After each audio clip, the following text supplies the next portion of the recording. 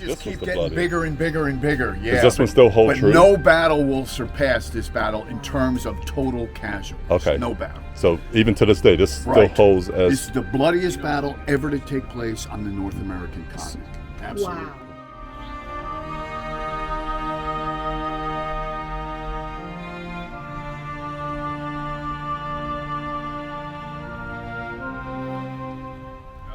Here's your very first good look at the battlefield here at Gettysburg. This is the day one field of battle. You're within the 6,000-acre battlefield park. And I'm going to suggest to you that the way you see this battlefield today, as close as it looked, well, going on 160 years now. Let me give you a quick Army organization so you can understand the relative strengths and parts of an Army. The regiment was the building block of an Army. It was the smallest part of an Army.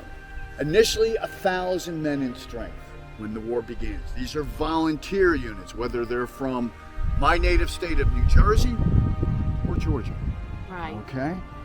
But by the time these regiments come to Gettysburg, after 2 years of war, on average, they're already down to about 350 men.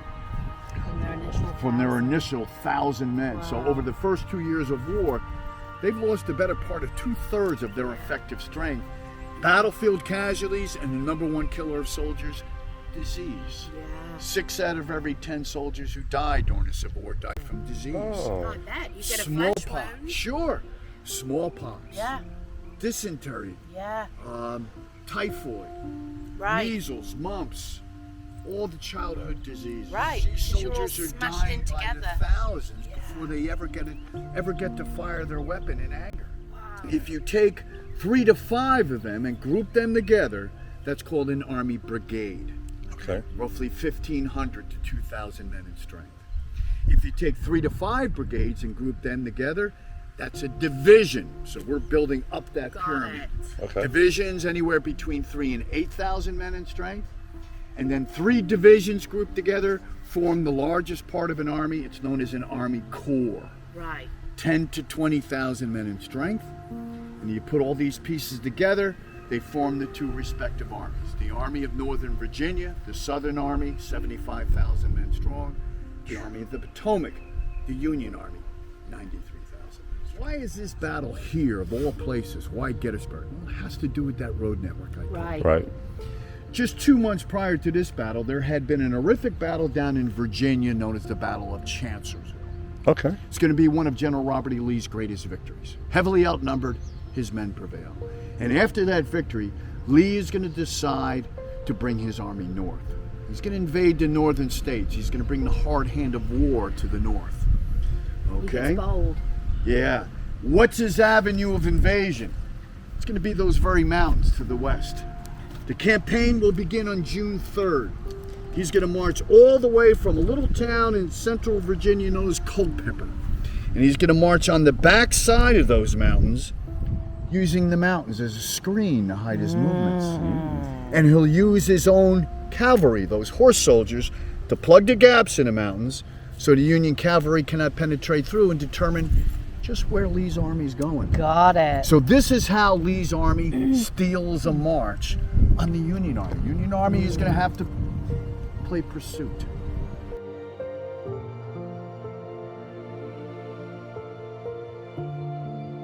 Now, who's going to arrive in Gettysburg first? Union soldiers, specifically Union cavalry. So a Union cavalry arrives here on the 30th of June. They're under the command of an outstanding officer. Born in Kentucky, raised in Illinois, his name is General John Buford.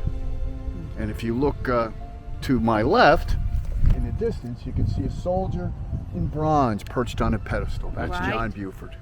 Got it. Okay, that's John Buford. He arrives here with about 2,900 men. Wow. And immediately, what does he do? He sends scouts to all points of the compass. Who are they looking for?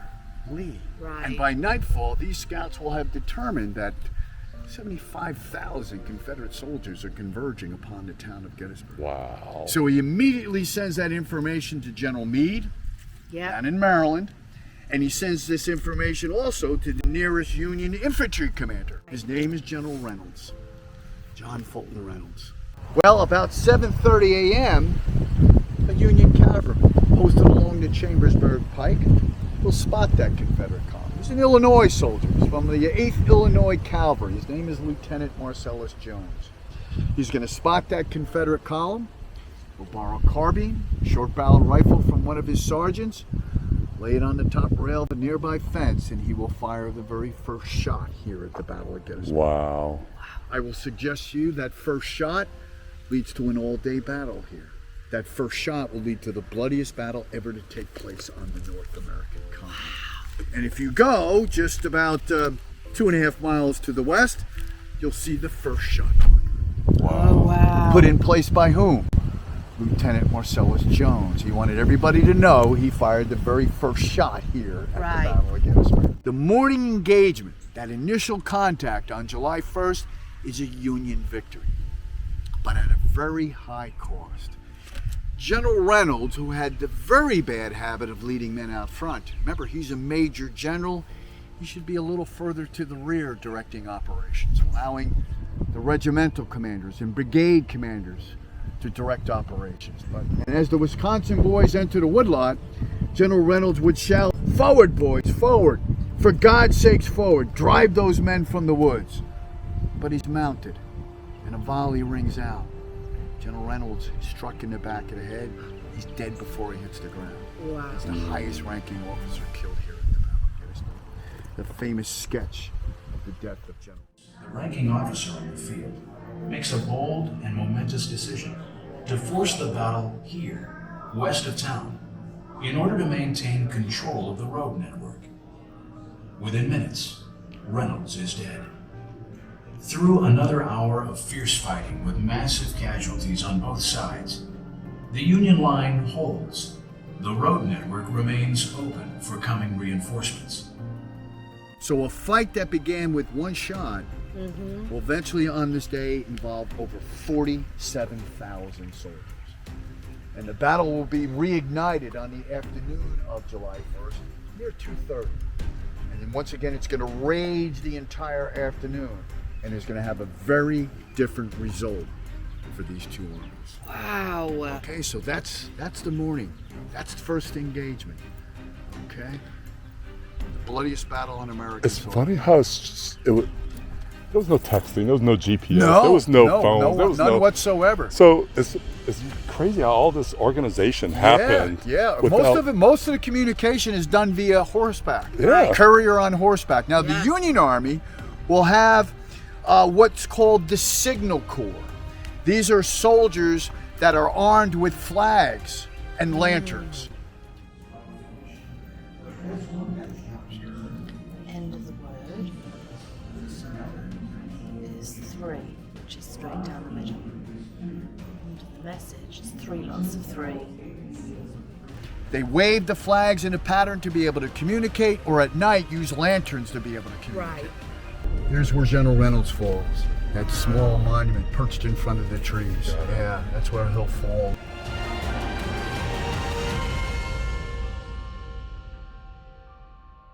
I'm going to stop briefly here because I want to introduce you to the officer who's going to spearhead the attack on this day. This is Lieutenant General James Longstreet. And as you can see, Deborah, he's got one hoof off the ground. He Yeah. was not wounded in battle. He Interesting. was not wounded. So He it came is through. a pure He myth. came through unscathed. So there's the equestrian monument that dispels the myth. Yes. Yeah, finally. Lieutenant General James Longstreet, he's commander of the Confederate First Corps here at Gettysburg. He is General Robert E. Lee's second in command. Lee calls him his old war horse. The majestic being. Yeah. His men simply call him Old Pete. Bit of a sour man. Tragically, the year prior, he had lost all 3 of his children to typhoid fever. Oh, shit. And they said he was never quite the same. He used to be a very jolly fellow, but never quite the same. And I can surely understand why. But it's 2 of his divisions, approximately a little over 15,000 men strong, that will spearhead the Confederate attack on this day, July 2nd. But so we're working our way to the east. Here's the famous peach orchard. owned by Mary and Joseph Sherfy. Just on the other side of this trees, though, is what I term the bloodiest piece of real estate on American soil. Oh. Look to your right. See that extensive home? Yeah. That is the home of George Rose, farmer at the time of the battle. He is the owner of a wheat field just to the other side of this tree line. The bloodiest piece of real estate on American soil. Over the course of 3 hours of combat in this wheat field, it was said that this wheat field will exchange hands as many as 6 times amongst the 20,000 soldiers who will fight in this wheat field. This A field. little over 12,000 Union soldiers and a little over 8,000 Confederate soldiers. And you can see the wheat field today populated by many of those Union monuments.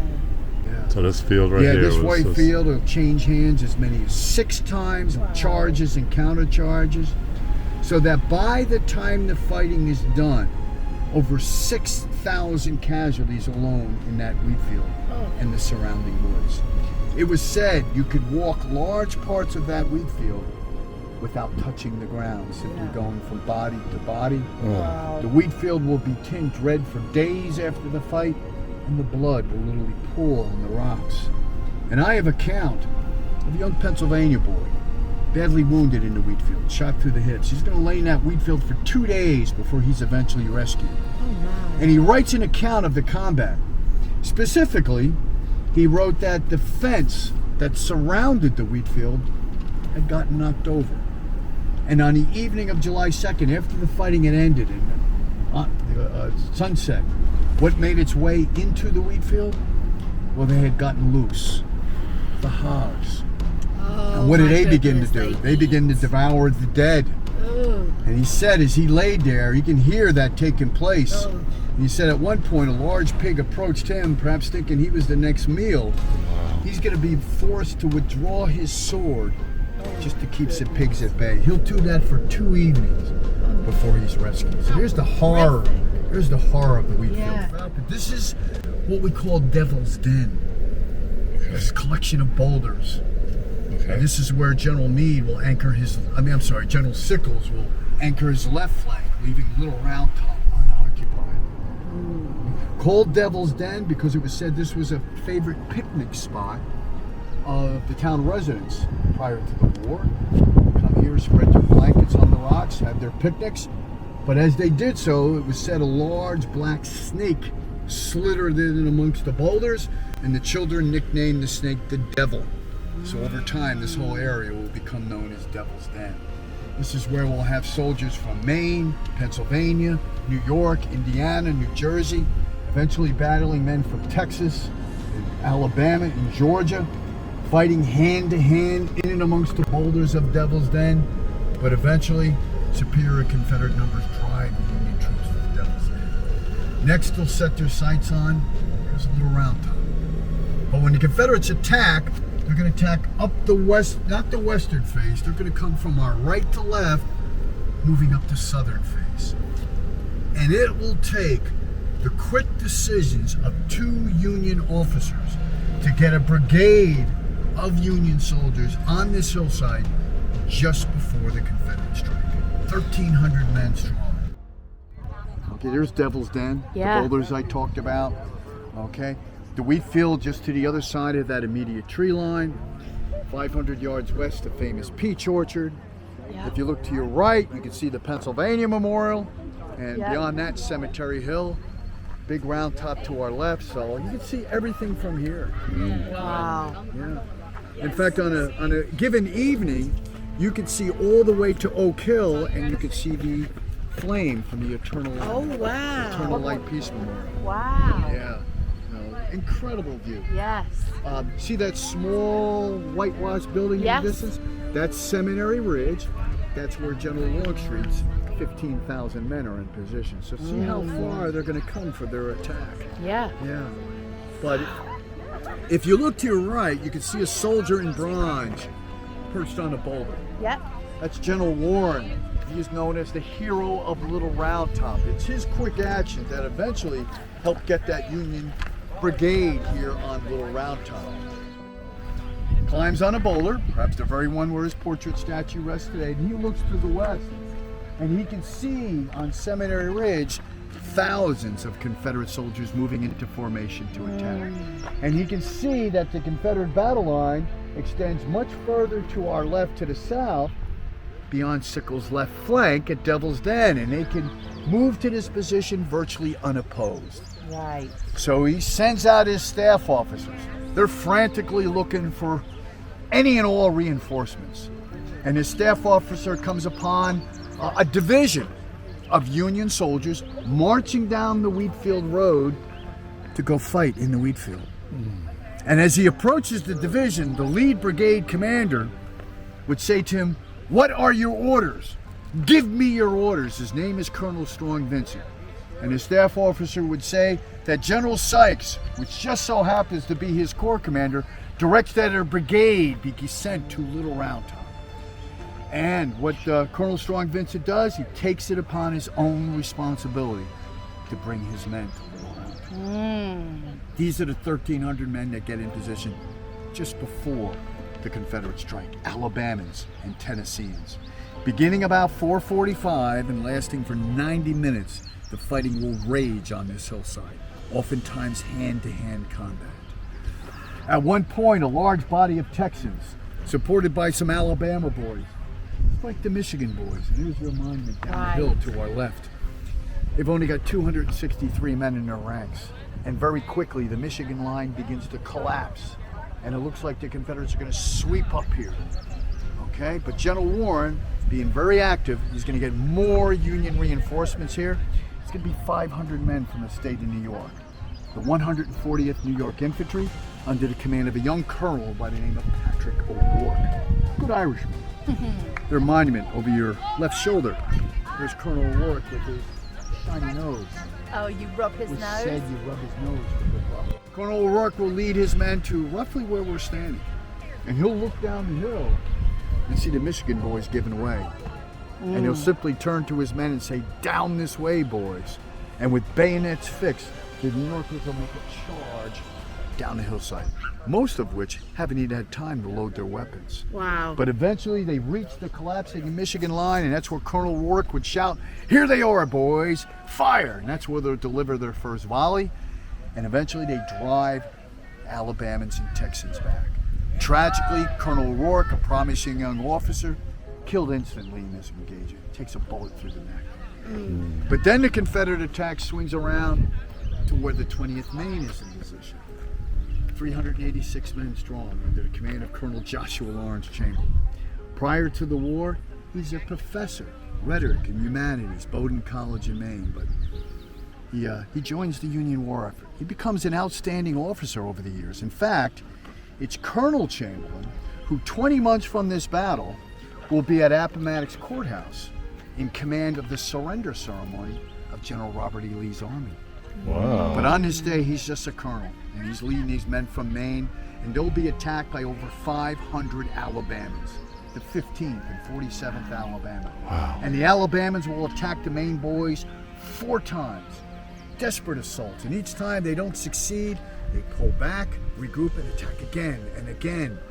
And Chamberlain would write that at given times, there were more men from Alabama within my lines than my own men.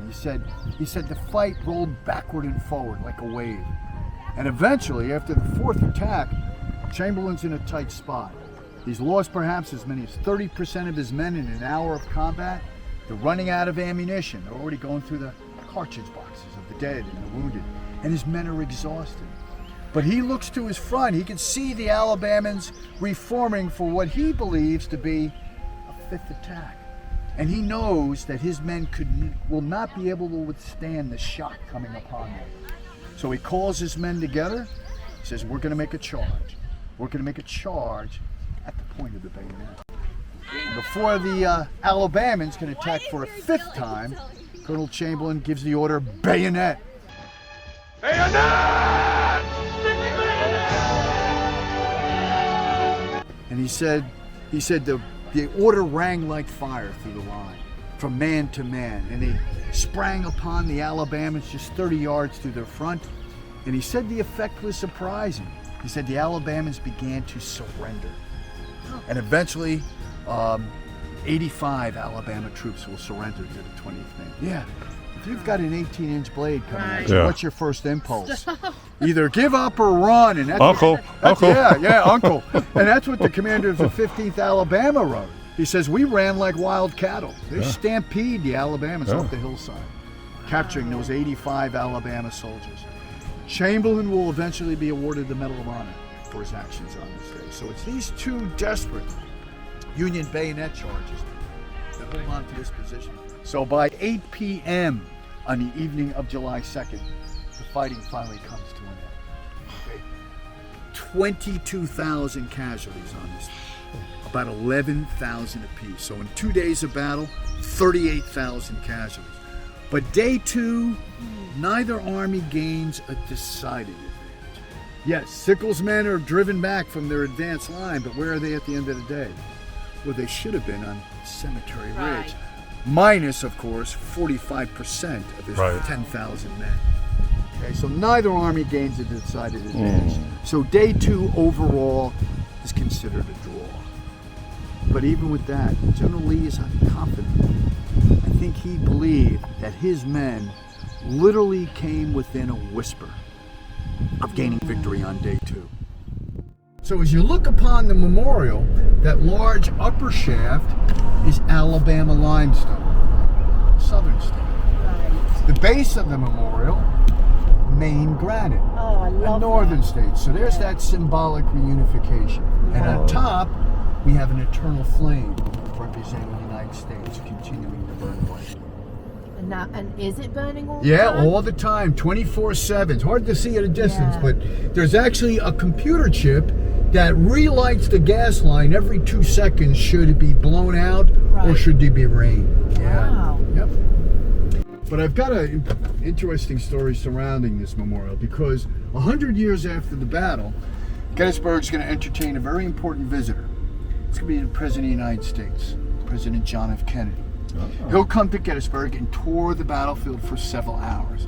But at one point, the president and his entourage would stop here and gaze upon the Eternal Light Peace Memorial. And they were very much enamored with the symbolism surrounding it. Because this is the 1960s and America's going through some difficult times once again with the Civil Rights Movement. Got it. And they were much enamored with it. Well, here's a famous photograph taken of them looking upon the Eternal Light Peace Memorial. And as you can see, the president It's driving. is driving. Why? I found out recently through a relative of the guide, that's him right there, Colonel Sheeds, he never got his driver's license. So the president had to drive his convertible. I don't think he minded though. Well, the tour will continue and several hours will transpire and they'll finish and then several months will go by. And the president eventually will be invited back to Gettysburg in November of 1963 to give the Dedication Day address on the anniversary of the deliverance of the Gettysburg Address, November 19th, 1963. But President Kennedy has to turn the invitation down. Why? He has to go to Dallas Oh, to my mend fences in the goodness. Democratic Party, and he's assassinated. But when it comes time for the First Lady to put together the final details of his resting place at Arlington National Cemetery, she remembers the eternal flame. So if you go to his gravesite today, there's an eternal flame on his gravesite. All because of a visit here in March of 1960. Wow.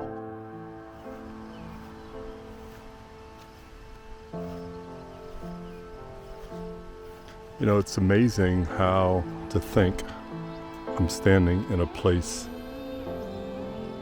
of American history because of the fighting in this land. The world changed, or at least America changed.